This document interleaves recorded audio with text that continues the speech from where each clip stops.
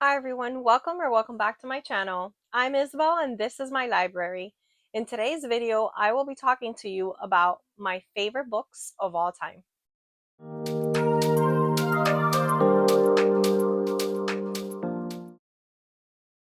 I'm so excited for today's video, but at the same time, I'm also very scared.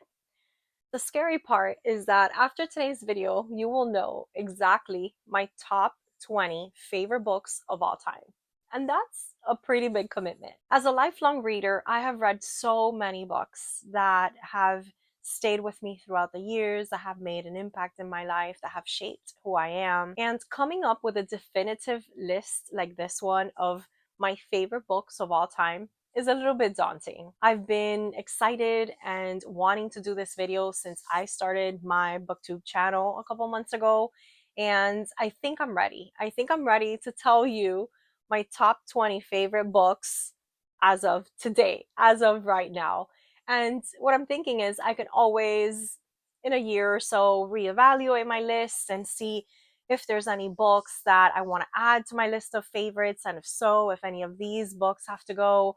But the point of the matter is that I'm not going to focus on the scary parts of today's video. I'm going to focus on the excitement that I feel for telling you a little bit about these books that have made a special impact in my life or that are my favorites for one reason or another.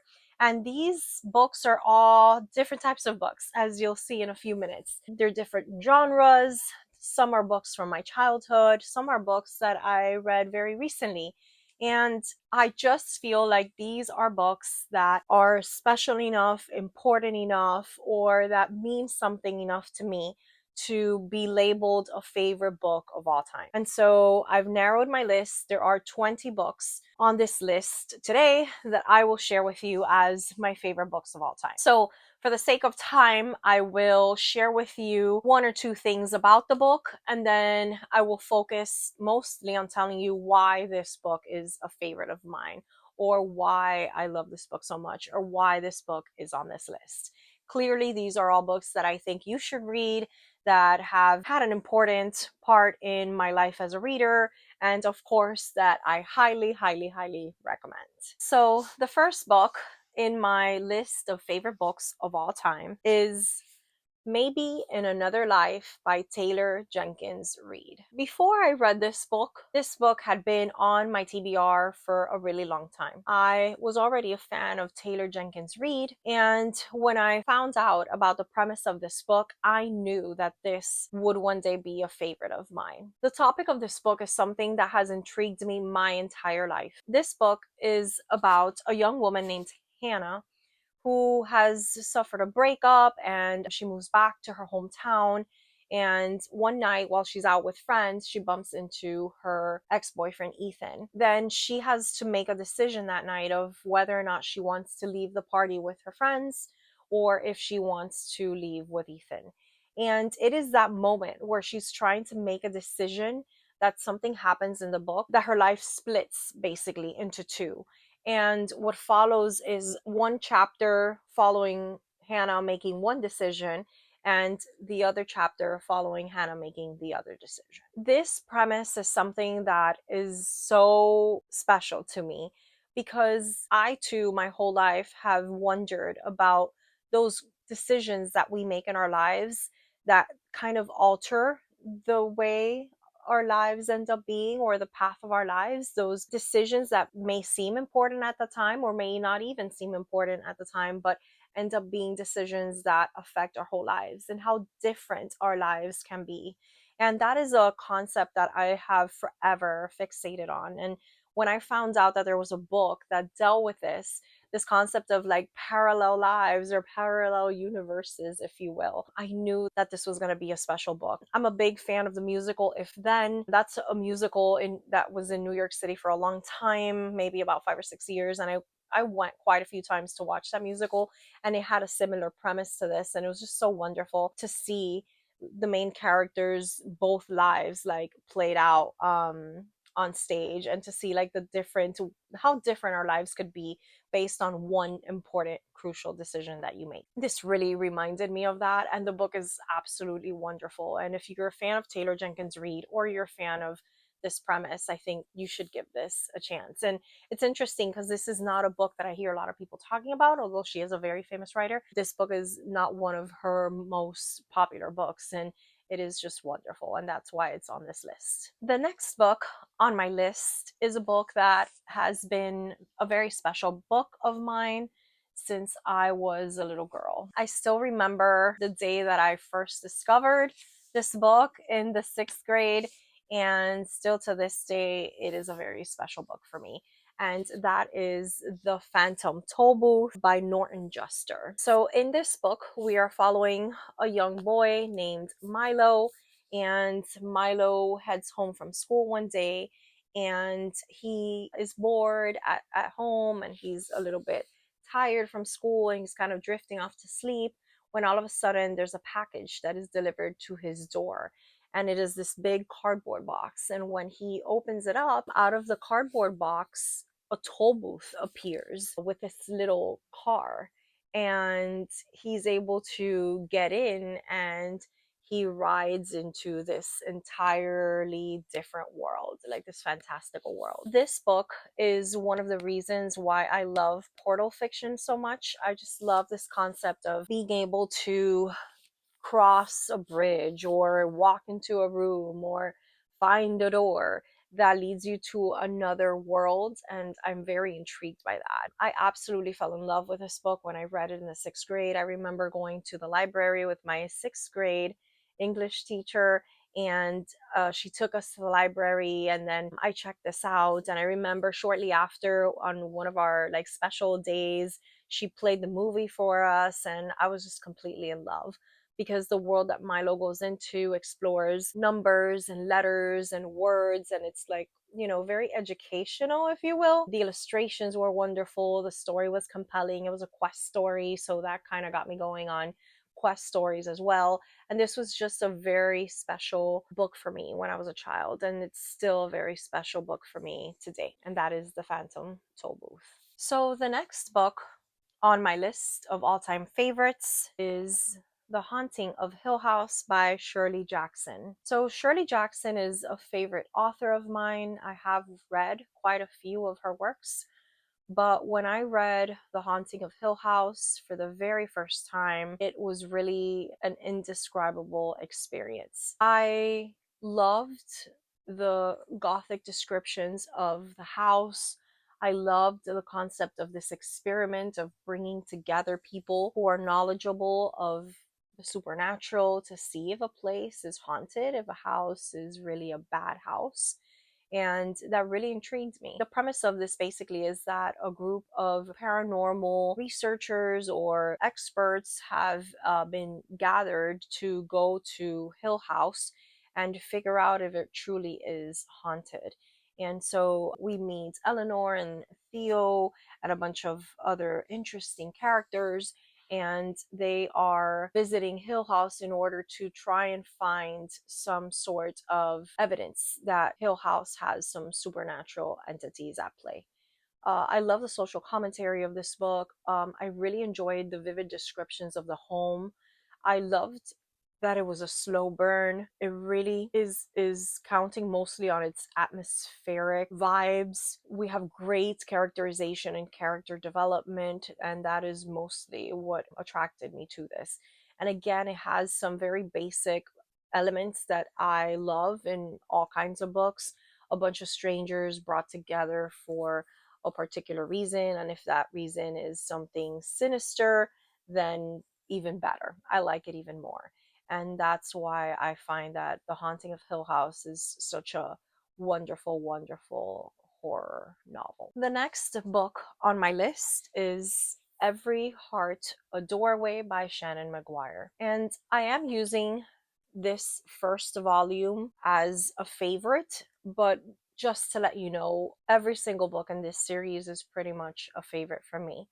And so I will go ahead and include the first book as my favorite, simply because it's the book that got me to really love this series. It's a representation of that. So in Every Heart a Doorway, we are following a group of children, And these kids have at some point or another discovered a door, and this door has led to another world. And they have lived in this other world. They have enjoyed their times in these other very different worlds, and eventually they have for some reason found themselves back on Earth, back on our plane, on this world that we live in. And so they have created a house for children who have experienced this and who need help coping with the fact that they're no longer in their respective worlds, or they need, help hoping that one day they'll find their doors again. And basically, this book is so special to me because clearly I have a passion for portal works, portal fantasies, or even sci-fi portal stories. I'm a big fan of Doctor Who. I love thinking that the TARDIS can magically take us anywhere we want in time and in space. And this book is such a representation of portal magic. There's just something about the innocence of the children in this book that is so tender and so beautiful.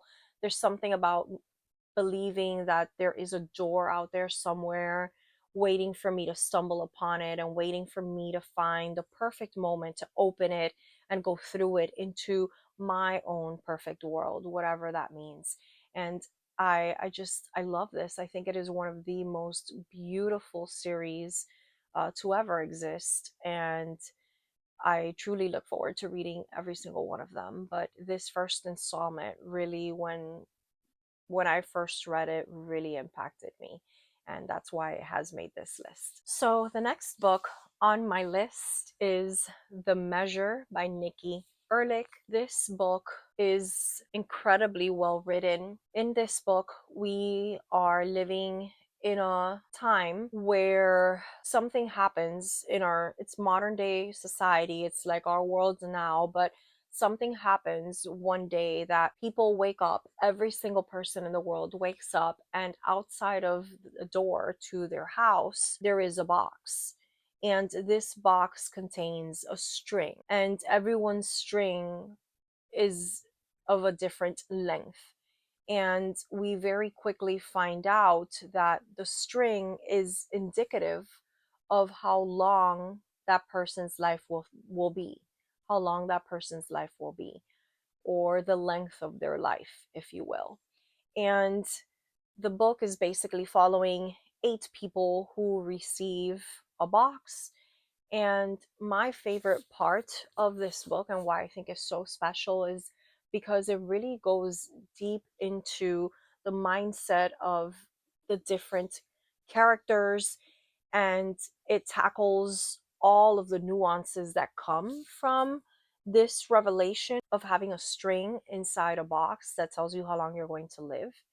And everything from whether or not to open the box, to look at the string, to tell others about the length of your string, to what our string length can say about us, about how we can use the length of our strings to impact others or convince others to believe certain things about us, and how knowing the length of our lives can affect the decisions that we make. It was such a beautiful study on human motivation, on the way people think.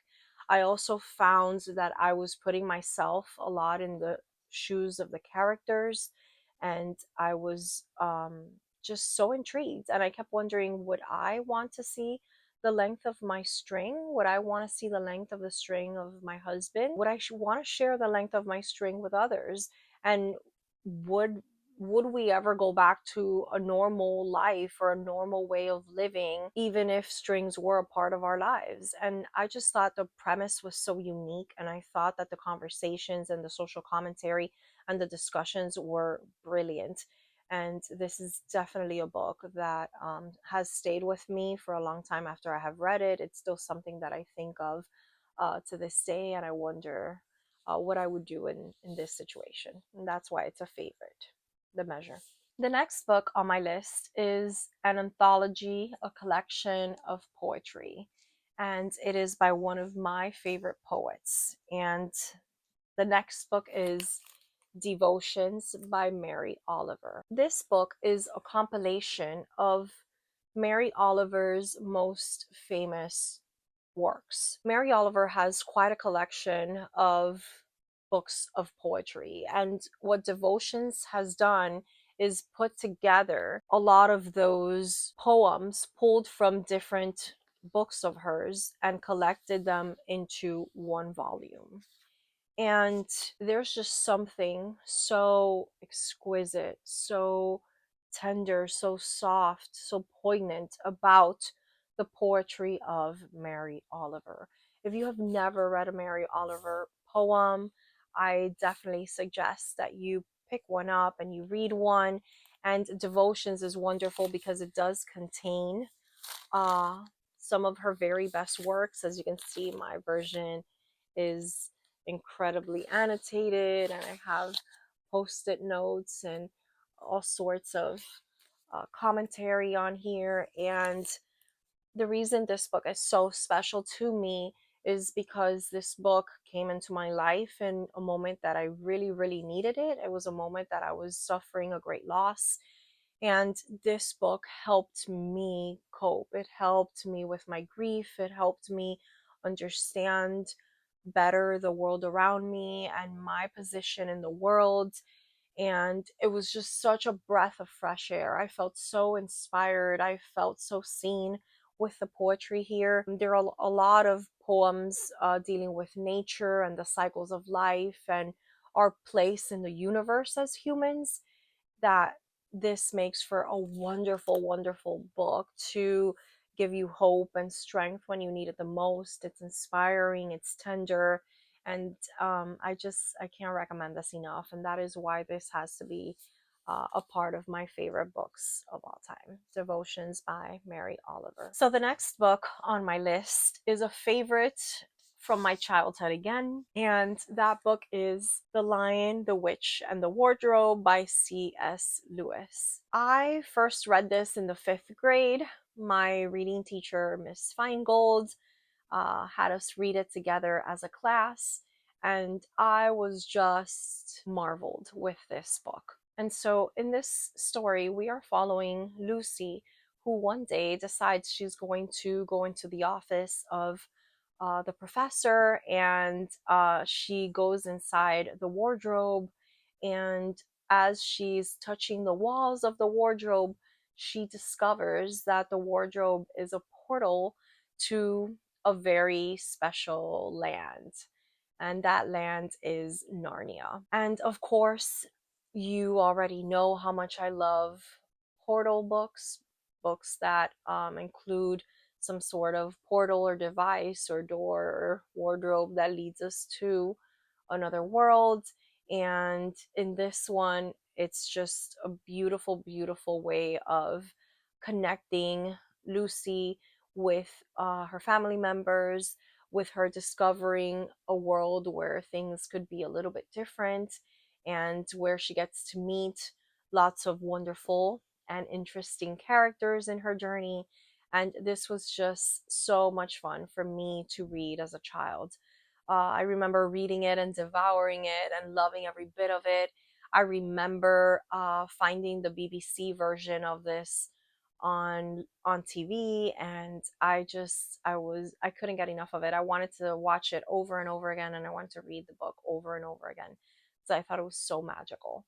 And that is why this book holds a very special place in my heart, The Lion, the Witch, and the Wardrobe. The next book on my list is a romance novel, which you guys know I don't read a lot of romance novels, and this one is just a very, very special book for me, and that is Beach Read by Emily Henry. When I first read this, I absolutely fell in love with the characters. In this, we are following two writers who have rented a house by a beach area, and they are trying to write their next great big work. Their interactions together lead them to challenge each other and try to write their best versions of other genres. They eventually obviously fall in love, and it is a great story of writers. But my favorite part of Beach Read was the way in which our main character related to her father and dealt with the loss of her father and her coping with that grief. And I found that this was equal parts a romance and equal parts a novel about grief and moving on, and our relationship to our parents and how those relationships stay with us long after our parental figures maybe are gone. I found this to be so tender. I really enjoyed the dynamic between them, and I love how well rounded the characters were. I thought they were very fleshed out, and this will forever be my favorite Emily Henry and one of my favorite romances, and it is one of my favorite books of all time. The next book that makes my list of favorite books of all time is a classic, and that is Jane Eyre by Charlotte Bronte. And this book has been a favorite of mine since I was a senior in high school. So I read this as a part of my AP Lit class senior year. And I remember my teacher assigned this to us over Christmas break. And it was daunting, as you can see. Jane Eyre is a massive, massive book. And we had to read this over Christmas break. And most of us were feeling the weight physically and metaphorically of Jane Eyre. And I cannot tell you that the book lasted me more than 3 or 4 days without reading. I absolutely finished this, devoured this, enjoyed this within like 3 or 4 days. And it was single handedly one of, still to this day, one of my best reading experiences ever. I had never read anything of this magnitude. I had never read anything with a protagonist like Jane Eyre. The fact that this book follows Jane Eyre from the beginning of her life up until her, she's all grown up. So we get to see her from a child all the way to a grown adult, was a wonderful experience. It was a unique experience for me as a reader. I had never really read anything like this before. For those of you who are not aware of Jane Eyre basically is following Jane, a simple Jane, a plain Jane, right? Who ends up living with her aunt, and she endures some abuse there. Then she moves on to private school where it's kind of like a boarding school, and she meets her very first best friend, and she has her first experience with loss there at the school. And then she becomes a governess and goes to work for Mr. Rochester, caring for these two children, and so on and so forth. We follow her throughout the various moments in her life, and we get to see her grow and mature. Joy seeing her fall in love and experience the world through her eyes. This has some of the most beautiful, beautiful quotes. It's incredibly inspiring. She is a strong heroine, and it's such a joy. Jane Eyre is just such a joy, and that is why it is one of my favorite books of all time. The next book to make my top 20 list of books of all time is a horror novel, and that is My Best Friend's Exorcism by Grady Hendrix. From the moment that I saw the cover of this book, I knew I had to have it. I fell in love with the cover before I even fell in love with the book. As a fan of the 80s, I feel like this encompassed everything that I loved as a kid: VHS tapes, horror books, horror movies. That's just something that really appealed to me. So I bought this, and my only hope was that I would love it inside as much as I had loved the outside of it. And I did. I thought it was one of the best things I had ever read. This book had every single possible element that filled me with great joy. It has a beautiful friend story, uh, I guess I'll tell you the premise now. In it, we are following two friends, Abby and Gretchen, and they've been best friends forever. They're pretty much soulmate friends, right, from their early childhood. As they grow a little older, certain things start to happen, and one day when they're all, out in this like park slash cabin kind of a thing, something happens, and one of them gets possessed. Yeah, the rest is how one of them is trying to save the other. This story talks about the power of friendship and how friendship can overcome everything. This has a beautiful references to the 80s. It is so beautifully colorful in its 80s references. We have musical references, references to TV shows. We have references to things that were popular in the 80s, and it's just very very rich when it comes to that. Being a fan of everything horror, it also has some great horror scenes, gory scenes, body horror. So it also has that going for it. And it just has one of the best endings of all time.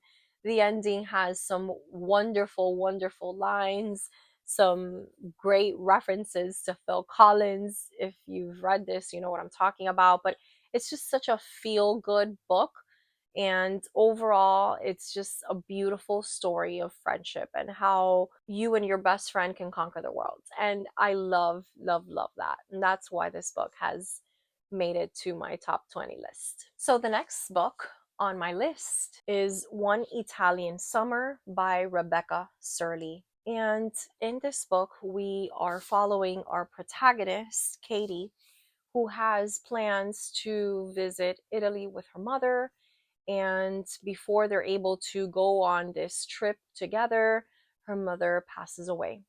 And Katie decides that she's going to take the trip on her own as a means of coping with the loss of her mother. And when she arrives in Italy, in Positano, she, much to her surprise, finds that her mother is there. And not her mother as she remembers her, but her mother as a young, young woman. And this story is so, so beautiful. My favorite parts of this story are the relationship between our main character and her mother. The concept, which is a concept that has always fascinated me, which is the concept of how many times we as children, we view our parents as just our parents. That's what they are. They are our parents. And that is their persona. That is their identity, to be our mom, our dad. And at times we have to become a little older, experience life a little bit more, to all of a sudden realize my mom or my dad, they are people too. Like, they are a person. They once existed in this world without me in it, without any connection to me in it. They were people with hopes and dreams and aspirations that had nothing to do with us because we didn't exist.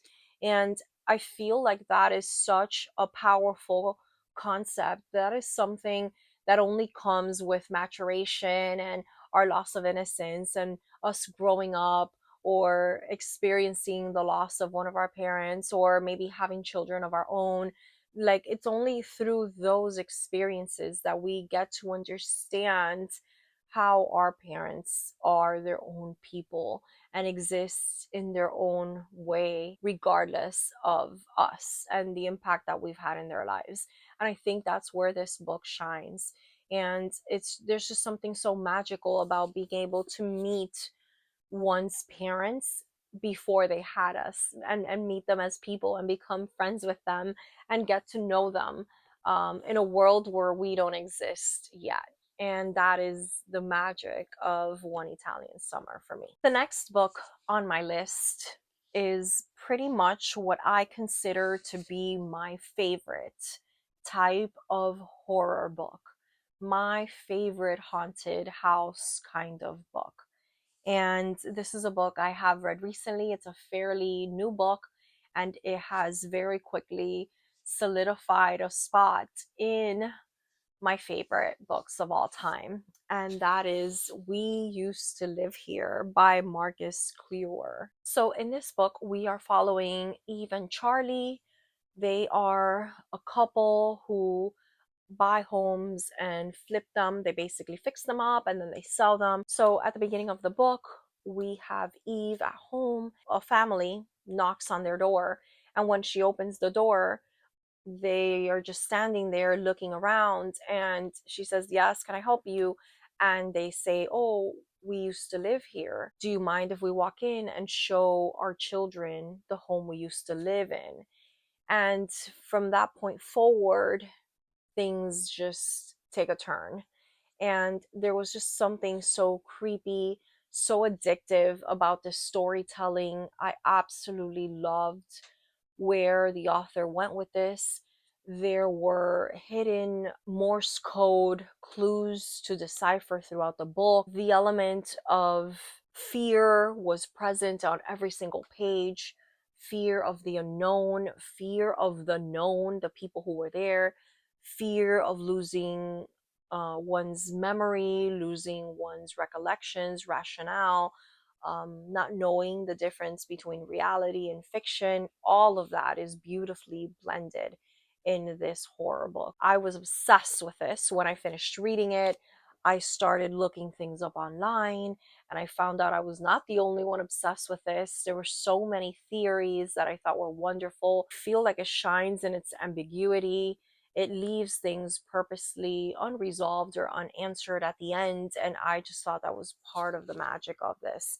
And this is why this book has made it to my top list of favorites of all time. Next on my list is The Picture of Dorian Gray by Oscar Wilde. I am a big fan of Oscar Wilde and his works. I love his plays, his comedies are wonderful, but I truly believe that The Picture of Dorian Gray is his best work. The premise of The Picture of Dorian Gray is that we are following this main character named Dorian, who is sitting for Basil, a painter, and Basil has become pretty much obsessed with Dorian, and Dorian is his muse, and he's making this beautiful portrait painting of him. And one day, Dorian is visiting Basil when he meets Lord Henry, another one of Basil's close friends. And through various conversations, Lord Henry is able to tell Dorian that he should be aware of his beauty because his beauty is all he really has going for him. And he tells him that beauty is superior to intellect, that beauty is ephemeris, and he makes him very aware that as time keeps passing by, as the minutes keep ticking, he is getting closer and closer to old age. He is getting closer to losing his beauty and his youth forever. And this pretty much causes Dorian to suffer this loss of innocence, where he becomes so desperate to be young and beautiful forever that he does the unimaginable. And this book is beautifully, exquisitely written. It has all sorts of archetypes of God and the devil and good and evil. It also talks a little bit about morality and immorality and how there is no such thing as morality or immorality. It has all these paradoxical thoughts and concepts. It talks about sin and the impact of sin, and it just really makes you think when you are reading it. The language is exceptional, it's beautiful. It has references to Greek mythology, to Shakespeare, to the Bible, and it is just absolutely wonderful. The story is engaging, the characters are enigmatic, they're enthralling, and it is just one of my favorite classics of all time. The darkness, the beauty, the lust, the greed, like everything that this book mentions is truly, truly intoxicating, and that's why it's on this list of my favorites of all time, The Picture of Dorian Gray. My next favorite is another Portal story, and it is another favorite of my youth. and that is Alice's Adventures in Wonderland by Lewis Carroll. And as a child, this was one of my favorite, if not my favorite, Disney movie. I did not want to watch over and over the princess movies where they end up in a beautiful castle with their Prince Charming and they're transformed and they have all their wishes coming true at the end. Those were not my favorite Disney movies. My favorite Disney movie was this one. And when I became old enough to read it on my own, I did read it on my own, and I loved the book just as much. So, in case you don't know what this is about, in this, we are following a young girl named Alice. She's a young little Victorian child. And one day she sees a white rabbit and she follows the white rabbit through a hole and she falls down and down and down and down. And eventually she ends up in another world, and that world is Wonderland. And Wonderland is a place that challenges all of Alice's preconceived notions. Everything she feels like she's learned in her life is challenged here as she meets different characters, different animals, different creatures who really push her to learn a little bit more about herself, who she is, and what makes her an individual.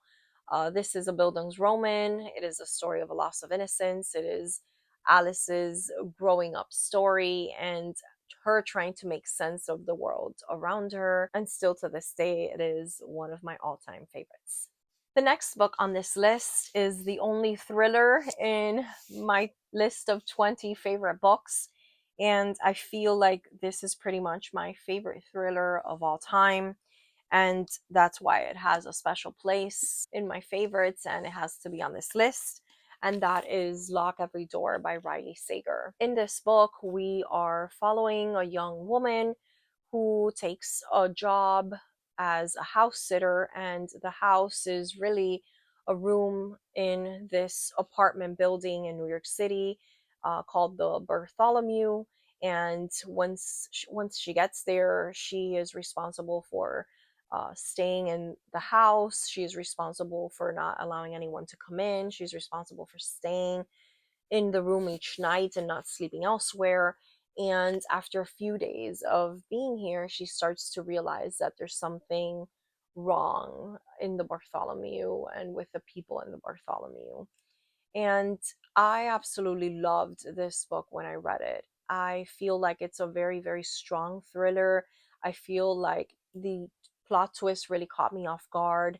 I loved the ambiance. I loved the setting of the Bartholomew, thinking of this beautifully haunted apartment building that's hundreds of years old in the middle of New York City. And the ambiance was so spooky. It truly has some scary parts.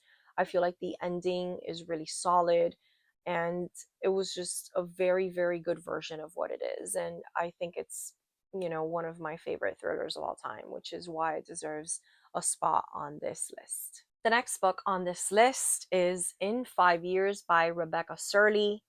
Yes, Rebecca Serle is twice on this list because she is one of my favorite authors of all time. And in this book, we are following our protagonist named Danny.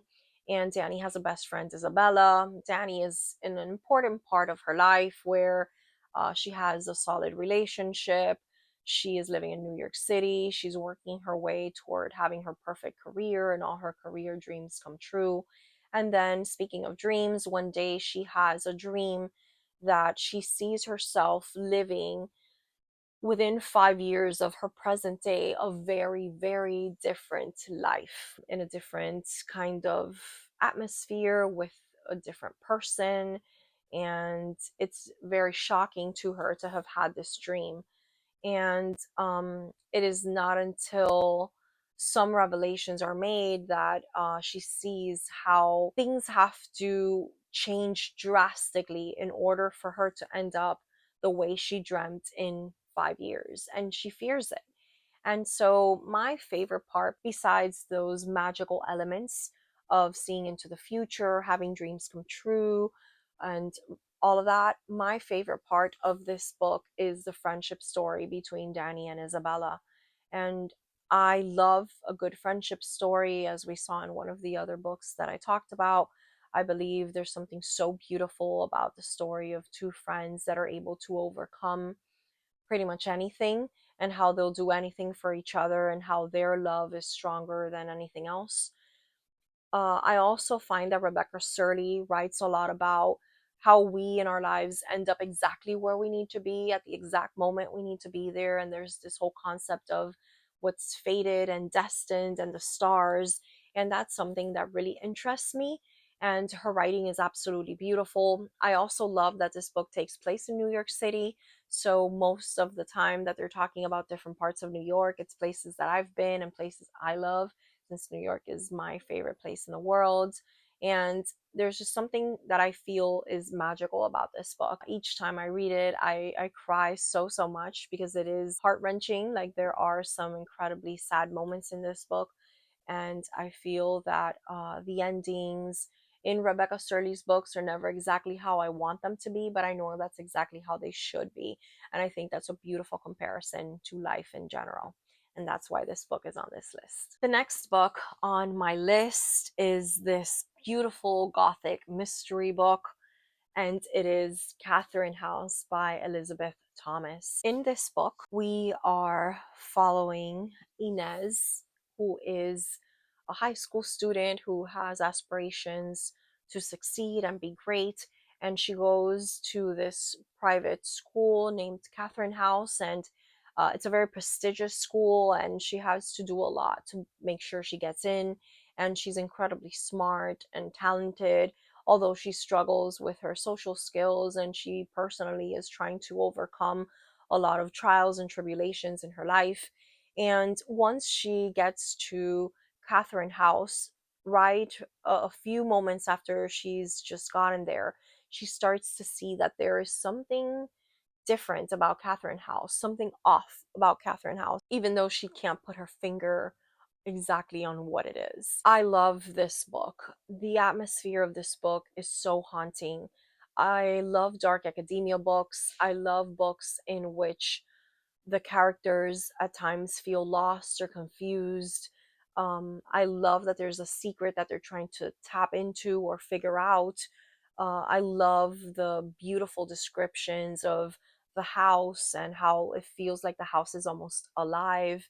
And through various meditation sessions and special STEM sessions, they have to connect with the house, the building they're living in.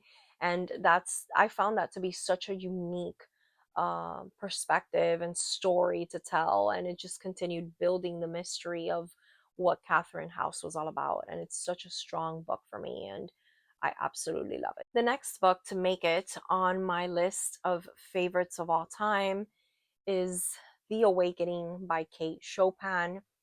This is probably the book I have read most my entire life. I have read this book many, many, many times. In this book, we are following our main character, Edna Pontellier, who is a 28-year-old woman married to Léonce Pontellier, and they are vacationing for the summer at Grand Isle. And there she is able to meet Mademoiselle Rise, and she's able to meet Robert Lebrun. And in meeting others and opening up her mind, she is able to see the world through a different lens. And it is this awakening process that makes her question her purpose in life, question the decisions that she's made, ask herself if she truly is happy being a wife and a mother, and if that is enough for her. And ultimately, it is a story of feminism, of independence, but it is also a story of mental health awareness. It is a story that kind of explains what life was like for women in the late 1800s and how many times they felt trapped in these perfect lives that they lived. And the language in this book is so beautiful. There are incredible references to Greek mythology and to the Bible. And it is a short novel, but it is so beautiful and it has some of the most wonderful images that I've ever read. So that is why The Awakening by Kate Chopin makes it to my list. The next book on my list is And Then There Were None by Agatha Christie. And those of you who have watched my channel know I am a big Agatha Christie fan and a big locked room mystery fan. And Then There Were None was my first Agatha Christie that I ever read. And I read this as a child, when I was a little kid, not really as a child, but I must have been like 12 when I read this. And I could not believe the way that this book was written, um, the way that I tried to figure out who done it, and I could not, and I failed epically. I had never in my life read anything like this. It was so adult, it was so smart, it was so well written. I enjoyed the characterization of each of the characters. I loved the fact that they were all dying according to the little poem that was displayed on the island house. And I just found that this book made me obsessed with mysteries and made me want to read all the mysteries in the world. And it was just like this, the epitome of what a murder mystery could be, should be. And it just resonated with me because at that age, when I was like 12, I was still very much obsessed with like the Clue board game and the Clue movie. And this was kind of like that. It was just like I had to read through it and I had to learn who all the characters were and try to find out who was guilty. And it was just a combination of all these things that I love. It's a book that I've read multiple times, even though I already know who done it. The mystery is still solid. The mystery is still entertaining. The way the deaths are planned out, the bigger story, the machinations behind everything. And it was such a wonderful commentary on the human psyche and why humans do things, and um, the guilt that we feel and how we're all guilty of something or other. And it just brought up a bunch of very important themes, which I think is very profound for just a murder mystery. And this is able to accomplish that. And that's why this is on my list. And now we have arrived at the last book on my list. I told you these books were not really in any particular order, and that was true up until this moment. I did save this book as the last book that I wanted to share with you because this is pretty much my favorite book of all time. This is my one true favorite book that I think will always be my favorite book. After multiple readings, after many years, it's still very much a favorite of mine. That book is Rebecca by Daphne du Maurier. So in this book, we are following an unnamed protagonist. We do not know her name. And she works for this older, rich woman. And one day on her vacations, adventures with her, she meets this man, Maxim de Winter. He is one of the richest and most handsome of men. And our heroine immediately takes a liking to him. And it is not until later that she discovers that he is the rightful owner of Manderley, which is a beautiful home that she has only dreamt of seeing one day. And she has fantasized about through various little postcards that she has of this beautiful estate. And to her surprise, after she meets Maxim de Winter, he falls in love with her and he immediately asks for her hand in marriage. And she is very quick to say yes and accept his marriage proposal and become the new Mrs. De Winter. And I say new Mrs. De Winter because there was a Mrs. De Winter that came before her, and that was the titular Rebecca. And this book is the most beautifully haunting love story I think I've ever read. Manderley is a beautiful, beautiful place. Manderley has a life of its own. Manderley screams Rebecca. Rebecca's presence can be felt in every single chair, in every single room, in every single desk and envelope and pen in Manderley. And she pretty much is one with Manderley. And I fell in love with this book from the moment I read it. I loved the ambiance. I loved the characters of our main character, of Maxim, the Winter. I loved the villain in this, the antagonists in this were wonderful. And I just found it so poetically beautiful that our heroine is unnamed and yet Rebecca is the titular character. There's just something about that. And every single time I read this, I fall more and more in love with it. I think it's so well done, it's so atmospheric, and it has everything you can possibly want in a book. And that is why Rebecca is my favorite book of all time. And that's pretty much my list of my 20 favorite books of all time. And I feel all giddy and happy inside because it's been so nice being able to talk to you about all of these books that are so special to me. And all of these books have a special place in my heart, and they are all books that I have read multiple times and I feel like I will continue rereading. And they are all books that I recommend to you. If any of these appeal to you or you think they sound like something you would like, I'd love for you to read them and pick them up and let me know what you think. And I ask you, are any of these favorite books of mine favorites of yours too? Have you read them? Have you disliked some of them? Did any of these or would any of these make your list, your top 20 list, favorite books of all time? I'd love to hear some of your favorites in the comments down below. Thank you guys so much for watching my video. Thank you for spending some time with me. I really hope you enjoyed getting to know my reading taste and listening to me talk a little bit about these books that have made me so happy. Thank you guys so much. Please consider liking this video. Please follow if you're not following me already. Consider sharing this maybe with some friends that you think might enjoy my content.